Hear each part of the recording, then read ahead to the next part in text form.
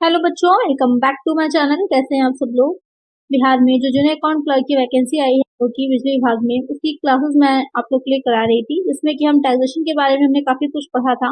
तो आज के वीडियो में बहुत ही मोस्ट इम्पोर्टेंट टॉपिक है जो टैक्सेशन का, वो हम पढ़ेंगे। जिसमें कि ये देखना कि क्या डिडक्शंस दी जाती हैं, जो हमारी ग्रॉस टोटल इनकम निकल के आती है, सकल कुल आय होती है, उसमें से जो एटीसी से एटीयू तक की डिडक्शंस दी जाती हैं वो कौन सी होती हैं। कुछ बहुत ही इम्पोर्टेंट हैं, उससे बार बार क्वेश्चंस पूछे जाते हैं। एटीसी है, एटीडी है, एटीजी है। एक नजर हम सारी देख लेंगे जो भी दी जाती है, उसके बाद उससे रिलेटेड एमसीक्यूज भी सॉल्व कर लेंगे। तो आज की वीडियो बहुत इंपॉर्टेंट होने वाली है, लास्ट तक देखते रहिएगा। तो आई वीडियो को शुरू करते हैं। वीडियो शुरू करने से पहले बहुत से बच्चे देखते हैं लेकिन चैनल को सब्सक्राइब नहीं किया है, तो सब्सक्राइब कर लीजिए, फ्री है। और क्लासेस भी आपकी पूरी तरह फ्री है, और प्रैक्टिस सेट भी जो आएंगे वो भी फ्री है। तो आइए शुरू करते हैं। और इसमें जो सबसे पहली है और सबसे इम्पोर्टेंट है, जो अक्सर पूछी जाती है, तो यहाँ पर जो आप चार्ट देख रहे होंगे हिंदी में है, इसको इंग्लिश में मैं आप लोगों को समझा दूंगी। तो इस चार्ट में एक बार जो इस साइड में है सेक्शंस दे रखी हैं। यहाँ पर बताया है कि किस तरह के जो करदाता है जो टैक्स पे कर रहा है उसको मिलती है, क्योंकि कुछ एक व्यक्ति के लिए सिर्फ होती है, इंडिविजुअल के लिए, कुछ जो होती है किसी कंपनी के लिए ही होंगी। तो उसी के अकॉर्डिंग ये भी क्वेश्चन पूछ सकता है, तो वो अलग से है। यहाँ पर डिस्क्रिप्शन है उसका, उसके बारे में डिटेल में बताया गया है कि क्या है, किस चीज से रिलेटेड है, और यहाँ पर कितनी कटौती होगी, डिडक्शन कितनी दी जाएगी, उसकी मैक्सिमम लिमिट दे रखी है। तो सबसे पहले जो इसमें इम्पोर्टेंट है, जो इम्पोर्टेंट है उसको ही देख लेंगे हम लोग एक बार। एटीसी बहुत इंपॉर्टेंट है, इससे क्वेश्चन बहुत बनता है। तो ये किसको दी जाती है, ये किसी इंडिविजुअल को, या जो हिंदू अबाधित परिवार, यानी जो हिंदू अनडिवाइडेड फैमिली, एचएफ से शॉर्ट में कहा जाता है, उनको दी जाती है बस, और किसी को नहीं मिलती, ध्यान में रखिएगा। तो अगर पूछा जाए कि किसको नहीं मिलती, तो कंपनी है जिसको एटीसी की डिडक्शन नहीं मिलती है। तो विवरण इसमें क्या चीजें आती हैं, तो जो जीवन बीमा प्रीमियम है, लाइफ इंश्योरेंस प्रीमियम है, प्रोविडेंट फंड में अंशदान है, और साथ ही ट्यूशन फीस वगैरह होती है, वो सारी डिडक्शंस आ जाती हैं आपकी एटीसी में। तो अलग अलग नहीं, टोटल निकाल लिया जाता है। जितना भी इसमें कंट्रीब्यूशन रहेगा टोटल निकाल लिया जाएगा। अगर 1,50,000 तक है तो पूरी कटौती मिल जाएगी, अगर उसके अबव है तो अबव वाला पार्ट जो होता है वो टैक्सेबल हो जाएगा, और 1,50,000 तक की ही डिडक्शन मिलेगी। तो मैक्सिमम लिमिट कितनी है, 1,50,000। ये क्वेश्चन बहुत पूछा जाता है, ध्यान में रखिएगा। नेक्स्ट है इसमें 80CCC, ये सिर्फ एक व्यक्ति के लिए ही होती है। किससे रिलेटेड है, पेंशन। जो पेंशन दी जाती है उसमें जो अंशदान रहता है उससे रिलेटेड है ये। मैक्सिमम लिमिट वही रहेगी। अच्छा, एक चीज ध्यान रखिएगा, इसमें या इसमें, इन दोनों में मिला करके मैक्सिमम लिमिट आपकी 1,50,000 ही रहती है। ये एटीसी के अंतर्गत ही आ जाती हैं। तो यहाँ तक आपकी समझ में आ गया तीनों का। उसके बाद जो इम्पोर्टेंट है एटीडी है। एटीडी से क्वेश्चन आते हैं। यहाँ पे एटीसीसी देखिए, सिर्फ इन्होंने बताने के लिए ही अलग से डिडक्शन है कि ये एटीसी, 80CCC, 80CCD में जो कटौतियां हैं उनका योग क्या होगा, 1,50,000 तक होगा, जो अभी मैंने आपको बताया। चलिए नेक्स्ट है एटीडी, ये बहुत इंपॉर्टेंट है। किसको मिलती है, एक व्यक्ति और हिंदू अबाधित परिवार। किस तरह की होती है, स्वास्थ्य के बीमे के प्रीमियम को।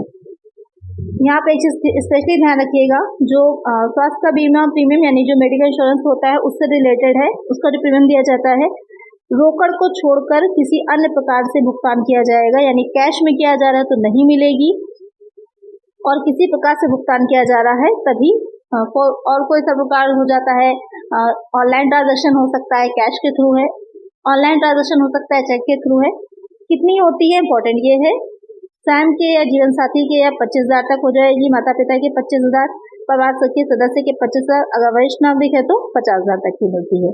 ये इंपॉर्टेंट है, इसको भी ध्यान रखिएगा। 80DD जो है एक निवासी हिंदू अबाधित परिवार के लिए होगी।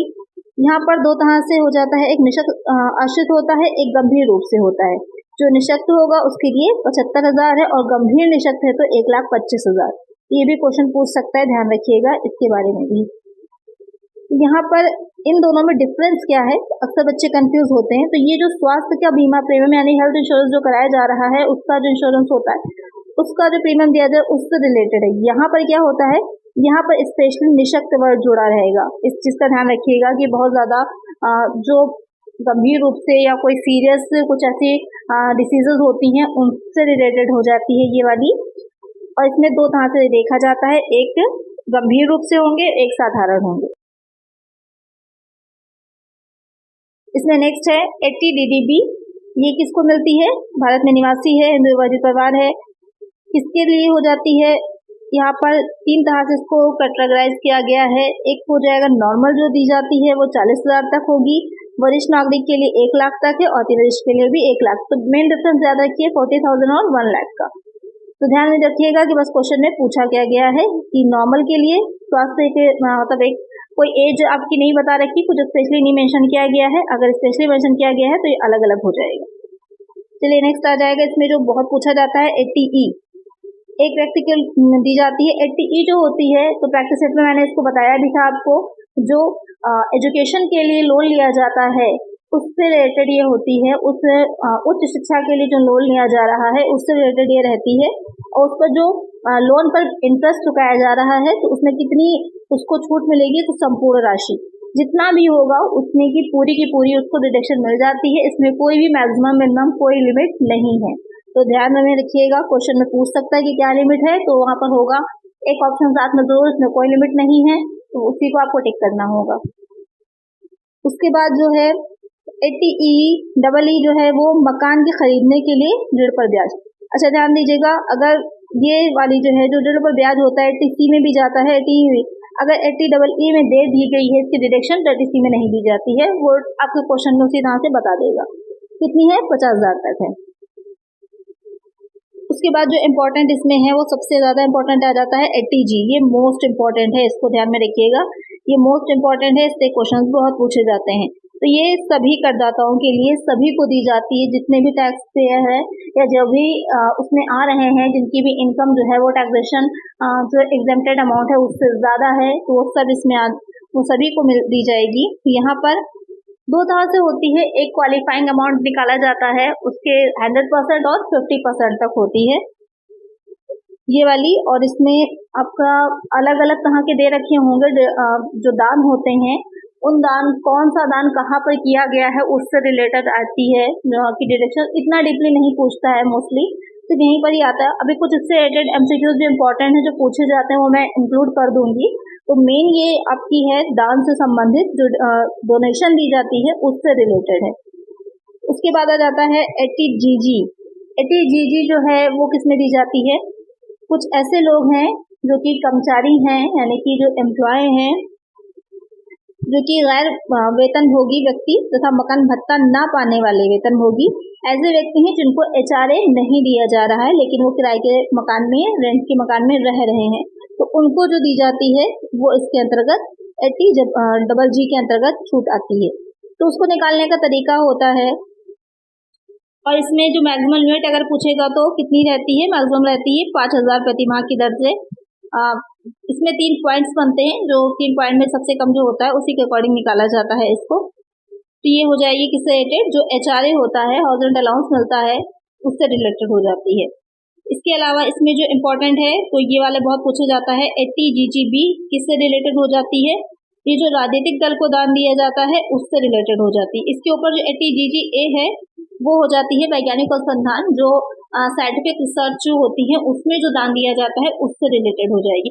ये कई क्वेश्चंस ऐसे आए हैं जिसमें कि मैचिंग के लिए, क्रॉस मैचिंग के लिए दे रखा है, 4 ऑप्शन इधर दे देंगे, 4 ऑप्शन दूसरी साइड दे देंगे, आपको मैच करना होता है। तो यहाँ पर ध्यान में रखना है, एटीजी जो है वो हो जाएगी सिर्फ डोनेशन के लिए, एटीजीजी जो हो जाएगी वो एचआरए से रिलेटेड है, एटीजीजीए जो है वो वैज्ञानिक अनुसंधान से रिलेटेड है, एटीजीजीबी राजनीतिक दल को अनुसंधान है, और एटीजीजीसी जो है वो उसमें भी राजनीतिक दल को अंशदान होता है, लेकिन किसके लिए है, स्थानीय सत्ता, कृत्रिम व्यक्ति एवं भारतीय कंपनी को छोड़कर कोई अन्य करदाता होंगे उनके लिए है। कितनी मिलेगी, तो जितनी भी राशि दी जाएगी उस राशि के बराबर दी जाती है। तो ये हो जाती हैं जो भुगतान किए गए हैं, जो पेमेंट्स किए गए हैं उससे रिलेटेड, और यही सबसे ज्यादा इंपॉर्टेंट है, यही एग्जाम में आपके ज्यादातर पूछी भी जाती है। इसके अलावा जो इनकम होती है उस पर जो दी जाती है कटौती, उसमें कुछ जो इम्पोर्टेंट है उसको देख लेते हैं कि वो आपसे चार्ट तो है, पूरा देखना चाहें तो आप देख सकते हैं, लेकिन जो एग्जाम में पूछी जाती है अगर हम बात उसकी करें तो यहाँ पर एटीपी बहुत पूछी जाती है, जो कि सहकारी समितियों को के लिए होती है, कि जो सहकारी समितियां होती हैं, कोऑपरेटिव सोसाइटीज जिसे कहा जाता है, उनकी जो इनकम होती है उससे रिलेटेड होती है। और जो एटीएलए है इसी के ऊपर वो अनुसूचित बैंक जो शेड्यूल्ड बैंक होते हैं उससे रिलेटेड हो जाती हैं। ये दोनों बहुत पूछी जाती हैं, इसको ध्यान में रखिएगा। इसके अलावा जो पूछी जाती है वो रॉयल्टी से रिलेटेड है। 80QQB ये वाली डिडक्शन भी पूछी जाती है। किसे दी जाती है? एक निवासी व्यक्ति लेखक को पुस्तकों की रॉयल्टी पर, जो बुक्स होती हैं उनकी जो रॉयल्टी होती है कितने तक? 3 लाख तक दी जाती है। मैक्सिमम अमाउंट कितना है? 3 लाख का है। इसके अलावा ये बहुत पूछी जाती है 80TTA, ये किससे रिलेटेड है? एक व्यक्ति को और हिंदू भरित परिवार को दी जाएगी। जो सेविंग अकाउंट्स होते हैं उसका जो इंटरेस्ट होता है उस पर दी जाती है ये वाली जो कटौती है। कितने तक? 10,000 तक। और 80TTB जो है वो वरिष्ठ नागरिक को दी जाएगी। वही ब्याज के लिए ही है, लेकिन जो सामान्य व्यक्ति को दी जाती है वो 80TTA है, और जो वरिष्ठ नागरिक को दी जाएगी 80TTB। कितने तक? 50,000 तक। तो इसको भी ध्यान में रखिएगा। और 80U ये भी बहुत इंपॉर्टेंट है। किसे दी जाएगी? निवासी व्यक्तियों को, निःशक्त व्यक्तियों की आय में से, यानी कि कोई व्यक्ति निःशक्त मतलब ये है कि कोई ब्लाइंड पर्सन है, उसकी जो इनकम है, तो ये 2 तरह से होती है। अगर 70% 60% ब्लाइंड है तो 75,000 है, और अगर बहुत ज्यादा 90% के ऊपर तक ब्लाइंड है तो 1,25,000 तक दी जाएगी। तो डिपेंड करता है, क्वेश्चन में आपके पूछेगा उसी के अकॉर्डिंग। तो ये चार्ट आई होप आपने अच्छे से समझ लिया होगा, देख लिया होगा, याद कर लिया होगा। इसका स्क्रीनशॉट ले लीजिए एक बार, एग्जाम से पहले एक बार एक नजर देख करके जाइएगा तो आपको पता रहेगा। और आइए कुछ इसके MCQ सॉल्व करते हैं, जिससे कि हमको क्लियर भी हो जाएगा कि क्वेश्चन किस तरह से बनते हैं। फर्स्ट क्वेश्चन लेते हैं। इसमें धारा 80DD के अंतर्गत निःशक्तता के संबंध में स्वीकृत कटौती की राशि कितनी है? What amount is accepted for deduction under section 80DD regarding disability? 50,000, 75,000, 0 actual expenses. तो यहाँ पर क्वेश्चन कह रहा है कि 80DD जो है, अभी हमने देखी थी कि 80DD क्या है। तो उससे अगर निःशक्तता के संबंध में, जब निःशक्तता की बात की जा रही है, what amount is accepted for deduction under section 80DD regarding disability, जब डिसेबिलिटी की बात की जा रही है तो वहां पर 80DD आ जाएगी। और सिर्फ हेल्थ इंश्योरेंस की अगर बात की जा रही है तो कौन सी हो जाएगी? जो आपका मेडिकल इंश्योरेंस होता है तो वो हो जाएगी सिर्फ 80D। तो यहाँ पर क्या कह रहा है कि कितनी कटौती की राशि स्वीकृत है। अब यहाँ पर उन्होंने कुछ स्पेशली आपको बताया नहीं कि किस तरह के सिटीजन की बात की जा रही, तो हम नॉर्मली इसको लेंगे कि एक सामान्य नागरिक की, एक सामान्य निवासी की बात की जा रही है। तो कितनी हो जाएगी? तो कितनी हो जाएगी वो हमारी? 75,000 की हो जाएगी। तो करेक्ट आंसर हो जाएगा ऑप्शन बी।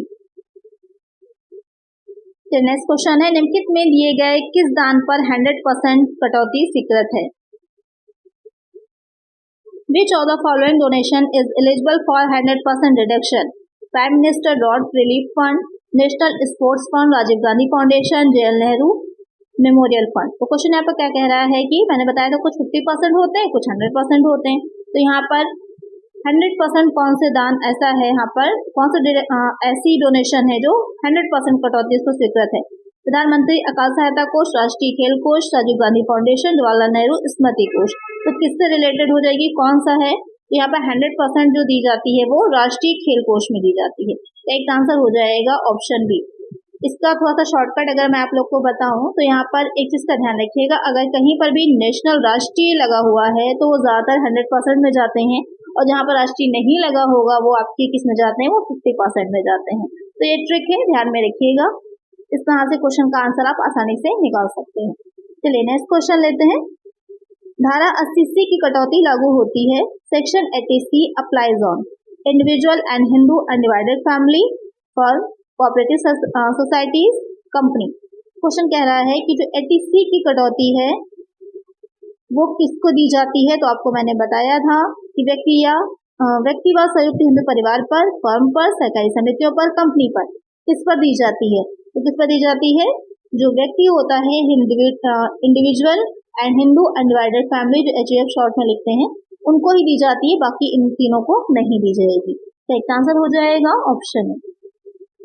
नेक्स्ट क्वेश्चन है, आयकर की किस धारा के अंतर्गत प्रधानमंत्री को राष्ट्रीय सहायता कोष में दिया गया दान 100% सकल कुल आय में से घटता है? Reduction to prime minister's national relief fund is reduction 100% out of the gross total income of the SSC under which section of income tax act? Section 80C, section 80C, 80G, 80GG या 80D? तो अभी क्या कह रहा है कि राष्ट्रीय सहायता कोष, देखिए जो मैंने अभी आपको बताया था कि नेशनल लगा होता है, एक आपका इसमें ट्रिक है याद करने की या समझने की। नेशनल रिलीफ फंड जो होता है तो क्या हो जाएगा वो 100%। यहाँ पर ध्यान दीजिएगा, 2 क्वेश्चन है यहाँ पर, समझ लीजिए। ये आपको 2 क्वेश्चन मिल जाते हैं इस क्वेश्चन में कि जो नेशनल रिलीफ फंड होता है वो भी 100% कटौती योग्य होता है, वहां पर भी दिया गया डोनेशन। तो इसमें जो दान दिया जा रहा है वो किस सेक्शन में आता है, तो आपको पता है डोनेशन किस में जाते हैं, एटीजी में जाते हैं। तो एक आंसर होगा ऑप्शन बी। नेक्स्ट क्वेश्चन लेते हैं। कर्ण धारा वर्ष 2022-23 आपके क्वेश्चन में 23, 24, 24, 25 कुछ भी लिखा हो सकता है के लिए धारा 80C के अंतर्गत अधिकतम कटौती की राशि है। For the assessment year the maximum permissible deduction under section 80C is 79,000, 1,12,000, 1,50,000, 80,000। ये क्वेश्चन बहुत पूछा जाता है एग्जाम में। तो 80C की बात जब भी आएगी, वैसे तो ये आपके पर ईयर चेंज होती रहती हैं क्योंकि हर साल नया आपका अधिनियम आता है, तो उसके अकॉर्डिंग इसमें चेंजेस होते रहते हैं। तो टैक्स कभी भी एक जैसी हमेशा नहीं रहती है। आपने पहले जो भी पढ़ा होगा हो सकता है वो आगे चेंज हो जाए। तो अभी जो चल रही है वो 1,50,000 की चल रही है, आगे इसको बढ़ाया भी जा सकता है। पहले 1 लाख थी, अब 1,50,000 हो गई है, तो 1,50,000 80C की डिडक्शन जो होती है। ओवरऑल 3 आपकी सेक्शन शामिल थी जो भी मैंने आपको पढ़ाया है। एक आंसर हो जाएगा ऑप्शन सी। नेक्स्ट क्वेश्चन है, निम्नलिखित में से कौन सी मद धारा 80D के अंतर्गत आती है? Which of the following item is covered under section 80D? Repayment of loan taken for higher education, medical treatment of handicapped dependent, medical insurance premium, none of this. Question कह रहा है कि 80D जो है सेक्शन वो किस उसमें क्या चीज आती है, वो किससे रिलेटेड होती है? उच्च शिक्षा के लिए ऋण की वापसी, विकलांग आश्रित की निःशक्तता के लिए व्यय, चिकित्सा बीमा हेतु दिया गया प्रीमियम, या फिर इनमें से कोई नहीं। तो आपको मैंने पढ़ाया था कौन सी हो जाएगी, जो चिकित्सा बीमा होता है। अगर सिर्फ 80D की बात की जा रही है तो वो मेडिकल इंश्योरेंस प्रीमियम से रिलेटेड है। तो एक आंसर हो जाएगा ऑप्शन सी। और ये उच्च शिक्षा के लिए कौन सी हो जाएगी, तो वो हो जाती है 80E। जब भी हायर एजुकेशन की बात की जाए तो 80E में जाएगा। विकलांग आश्रित के लिए बात करेंगे अगर हम, जो medical treatment of handicap dependent, तो कौन सा हो जाती है, वो हो जाती है हमारी 80DD। तो को याद रखिएगा, बार बार देखिए तो समझ में आपकी आ जाएगा और याद भी हो जाएंगी। यहाँ पर तो एक आंसर है ऑप्शन सी। नेक्स्ट क्वेश्चन है, धारा 80E के अंतर्गत उच्च शिक्षा हेतु लिए गए ऋण पर ब्याज की छूट की सीमा क्या है? Under section 80E deduction is in respect payment of interest on loan is taken for the higher education shall be allowed up to 20,000, 25,000, 30,000, no limit. तो मैंने आपको बताया था कि जो 80E है किससे रिलेटेड, हायर एजुकेशन पर जो लोन लिया जाता है उसको जो इंटरेस्ट दिया जाएगा उससे रिलेटेड है। इसमें कितनी मैक्सिमम लिमिट होती है, तो कोई भी नहीं होती है। जितना भी लिया जाएगा उससे जितना इंटरेस्ट दिया जा रहा है पूरा का पूरा क्या होता है, उसको हम डिडक्ट कर सकते हैं, पूरी छूट दी जाती है। तो क्या हो जाएगा, नो लिमिट। तो एक आंसर हो जाएगा ऑप्शन डी। या क्वेश्चन में इस तरह से भी पूछ सकता है, इनमें से कोई नहीं, तो आपका आंसर वो वाला हो जाएगा। तो कंफ्यूज नहीं होना है, इसमें कोई भी लिमिट नहीं होती है। चलिए नेक्स्ट क्वेश्चन है, वरिष्ठ नागरिक एक्स के स्वास्थ्य का बीमा प्रीमियम देने पर अधिकतम कटौती मिलेगी। Maximum deduction in respect of medical insurance premium paid for a senior citizen is 10,000, 15,000, 50,000, 25,000। अब यहाँ पर क्वेश्चन क्या आ रहा है कि क्या दिया जा रहा है, यहाँ पर कोई भी ये बात नहीं कही है कि किसी तरह का हैंडीकैप है या किसी तरह की कोई डिसेबिलिटी है। यहाँ पर सिर्फ कहा जा रहा है कि मेडिकल इंश्योरेंस का प्रीमियम दिया गया है। किसका दिया गया है, वरिष्ठ नागरिक है, सीनियर सिटीजन है, तो यहाँ पर उन्हें कितनी कटौती दी जाएगी, ये क्वेश्चन पूछ रहा है। तो कितनी मिलेगी, नॉर्मल जो था वो 25,000 था, सीनियर सिटीजन के लिए 50,000 हो जाएगा। तो एक आंसर हो जाएगा ऑप्शन सी। इसको जो मेन अभी आपको मैंने समझाई थी उस चार्ट को आपको ध्यान से समझना होगा, तभी आपको ये आसानी से याद हो पाएंगे। चलिए नेक्स्ट इसमें लेते हैं, राम ने अपने स्वास्थ्य का बीमा प्रीमियम 10,000 रोकड़ में दिया, उसे धारा 80D के अंतर्गत कितनी कटौती मिलेगी? Ram paid the medical insurance premium on his health ₹10,000 in cash. Deduction shall be allowed to him under section 80D 5,000, 10,000, 15,000 nil। बहुत अच्छा क्वेश्चन है, मैंने अभी इसको स्पेशली आपको मेंशन भी किया था, समझाया भी था। तो इसका आंसर आप लोग मुझे कमेंट करेंगे, सभी बच्चे कमेंट करेंगे क्योंकि बहुत ही इजी है और क्वेश्चन अच्छा है, एग्जाम में आ सकता है। तो यहाँ पर आपको बस एक चीज का स्पेशली ध्यान देना है कि कैश में पेमेंट किया गया है। यहाँ पर जो प्रीमियम दिया गया है, इंश्योरेंस दिया गया है, वो कैसे दिया गया है, कैश में दिया गया है। तो यहाँ पर कितनी उसको कटौती दी जाएगी, इसका आंसर आप लोग मुझे कमेंट करिए। चलिए नेक्स्ट क्वेश्चन है, एक निवासी व्यक्ति को साहित्यिक पुस्तक पर रॉयल्टी के 5 लाख रुपए मिले हैं, उसे धारा 80QQB में कटौती मिलेगी। A resident individual received 5 lakh as royalty on a literary book, he will get deduction under section 80QQB। तो यहाँ पर एक चीज का ध्यान रखिएगा इस क्वेश्चन में कि जो बुक्स किस तरह की बुक्स पे दी जाती हैं, तो ऐसे ही कोई बुक लिखी जा रही है तो उस पर नहीं दी जाती है। कलात्मक होनी चाहिए, आर्टिस्टिक होनी चाहिए, साहित्यिक होनी चाहिए, तभी उस पर मिलती है रॉयल्टी पर उसकी। ऐसे अगर कोई भी कहा जाए कि जो कॉमिक्स होती है इस तरह के बुक्स होती है तो उस पर नहीं दी जाती है। तो यहाँ पर जो पूछ रहा है कितनी मिलेगी, 2 लाख की, 3 लाख की, 4 लाख की, 5 लाख की। तो रेजिडेंट है, ये इंडिविजुअल है, तो पूरी तरह से इनको कटौती मिलना चाहिए। कितनी मिलनी चाहिए क्वेश्चन ये है, तो वो हो जाएगी 3 लाख की, 3 लाख तक की कटौती इनको मिलेगी।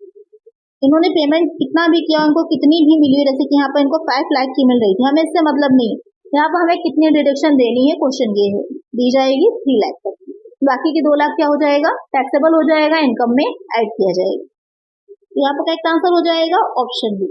नेक्स्ट क्वेश्चन लेते हैं, एक आदिवासी व्यक्ति को कलात्मक पुस्तक पर रॉयल्टी के 4 लाख मिले हैं, उसे धारा 80QQB में कटौती मिलेगी। A non resident individual receive 4 lakh as royalty on the artistic book, he will get reduction under section 80QQB, nil, 2 lakh, 3 lakh, 4 lakh। जैसे कि मैंने कहा था जब आपको सेक्शन समझा रहे थे कि किसको मिलती है, तो इंडिविजुअल को मिलती है, लेकिन किस तरह का, रेजिडेंट होना चाहिए।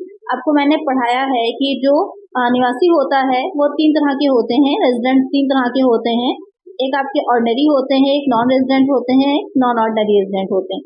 तो यहाँ पर जो क्वेश्चन में कह रहा है कि ये व्यक्ति क्या है, ये अनिवासी है, नॉन रेजिडेंट है, तो इन्हें किसी भी तरह की कोई भी डिडक्शन नहीं दी जाएगी, नील होगा, शून्य होगी। अगर ये निवासी होते, अगर रेजिडेंट होते तो इनको 3 लाख तक की दी जाती, लेकिन क्योंकि रेजिडेंट नहीं है इसलिए इनको कोई भी कटौती नहीं मिलेगी। इससे पहले जो क्वेश्चन आपने सॉल्व किया 10th नंबर का, वहां पर दी गई है, लेकिन 11th में नहीं दी जाएगी। तो क्वेश्चन को आपको एक एक पॉइंट को बहुत अच्छे से समझना है और पढ़ना है, तभी आपका आंसर करेक्ट होगा, क्योंकि एक छोटी से छोटी चीज भी इनकम टैक्स जो होती है ना, वहां पर आपका गड़बड़ हो जाएगा। चलिए नेक्स्ट क्वेश्चन पे चलते हैं। निम्नलिखित में से कौन सी धारा की छूट एक हिंदू अविभाजित परिवार अपने सकल कुल आय में प्राप्त नहीं कर सकता? Under which section of the following an HUF is not entitled to a deduction from its gross total income? ATC, ATG, ATD, ATP।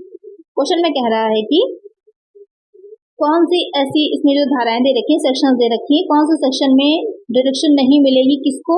जो हिंदू अविभाजित परिवार होता है, HUF होते हैं, हिंदू अनडिवाइडेड फैमिली, उनको नहीं दी जाएगी। तो कौन सी नहीं होगी? तो मैंने बताया था आपको ATP जो होगी, यहाँ पर ATP किससे रिलेटेड है? जो कोऑपरेटिव सोसाइटीज होती हैं, जो सहकारी समितियां होती हैं, उनसे रिलेटेड होती है। बाकी तीनों तो मिल जाएंगी, लेकिन ये ATP वाली जो है वो नहीं दी जाएगी। करेक्ट आंसर हो जाएगा ऑप्शन डी। इसी तरह के क्वेश्चन होते हैं जो फंसाते हैं, आपको सभी लगेगा कि सही है, लेकिन यहाँ पर एक पॉइंट ऐसा कुछ दे देंगे जहाँ पर कंफ्यूज कर देंगे। बाकी तीनों जो है वो पेमेंट से रिलेटेड थी, और ATP जो है वो किससे रिलेटेड है? जो इनकम होती है उससे रिलेटेड है। तो यहाँ पर इसका भी आपको ध्यान रखना होगा। चलिए करेक्ट आंसर है ऑप्शन डी। नेक्स्ट क्वेश्चन लेते हैं, किस आय पर धारा ATG की कटौती नहीं दी जा सकती है? On which income deduction under section ATG is not allowed?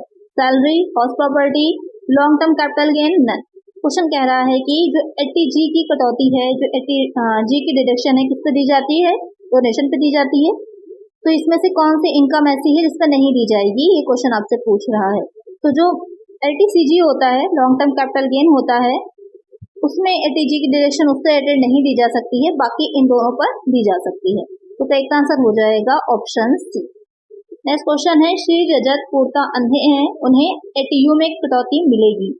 Mister Rajat is completely blind, he will avail deduction under section ATU 50,000, 75,000, 1 lakh, 1,25,000। तो मैंने बताया था आपको कि ब्लाइंडनेस जैसे कि कोई भी बीमारी हो सकती है, गंभीर जो होगी, सीरियस कोई भी हो सकती है। यहाँ पर बात कर रहे हैं कि ये ब्लाइंड है और ये कम्प्लीटली ब्लाइंड है। तो अगर थोड़ा होता है, थोड़ी होती है ब्लाइंडनेस, तो वहां पर क्या है? 75,000 है। अगर कम्प्लीटली ब्लाइंड है तो वो कितनी हो जाएगी? वो हो जाती है 1,25,000 की। तो यहाँ पर कितना हो जाएगा? आपका आंसर हो जाएगा ऑप्शन डी। तो ध्यान में रखना है कि क्वेश्चन आपसे क्या पूछ रहा है। तो नेक्स्ट क्वेश्चन है, धारा 80E के अंतर्गत कटौती मिलती है। Deduction advised by under section 80E in relation to donation, in relation to medical expenses, in relation to interest on loan for higher education paid, none of these। Question में कह रहा है कि जो 80E है उसमें किस चीज से रिलेटेड कटौती दी जाती है।